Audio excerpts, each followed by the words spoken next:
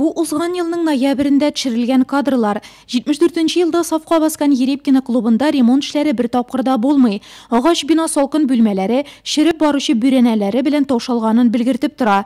Район җитәкчелеге авыл халкының теләген исәпкә алу нәтиҗәсендә бүген бирдә бөтенләй икенче күренеш.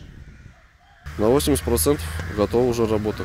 Эшләр 80%-ка тәмамланды. Тышкы якта инвалидлар өчен пандус ясыйсы калды. Эчке якта су һәм җылылык системаларын тоташтырасы буйысы бар.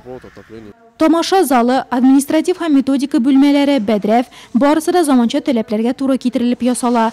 Пластик тәрәзәләр, асылмалы түшәмнәр, 2 контурлы газ казаны булган котельня клубка йөрүчеләр санын арттырыр дип көтелә. Интересно, конечно, посмотреть, как будет.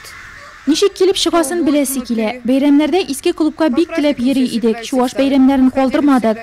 Бик кызык яшәдек. Яңа бинада яшьләр күбрәк булыр дип уйлыйбыз. Өстәл уеннарда куярлар әле. Балалар күп хәзер үсеп киләләр.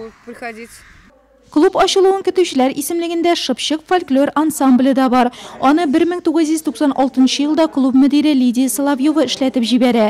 20ләп авыл үзешчәнен берләштергән коллективны яңа сәхнә, димәк яңа бәйрәмнәр, чаралар, концертлар көтә.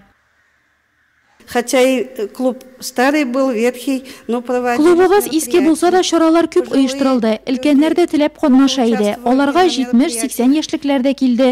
Үз коллективыбыз бар. Мәктәп укучылары да клубка йөри. Һәвәскәр берләшмәләребез эшли. Анда кул эшләре белән шөгыльләнәбез. Тантаналы ачуга кадәр клубның тышкы ягы да шактый матурайыр дип көтелә. Бу җитәрлек мохит программасы нигезендә пандус ясала. Физик мөмкинлекләре шикләнгән Ерепкиналыларда мәдәният чараларыннан читтә калмасын дип эшләнелә бу. Бүген үк инде авыл йөзен ямьләндереп торучы объект июль аенда ачылыр дип көтелә.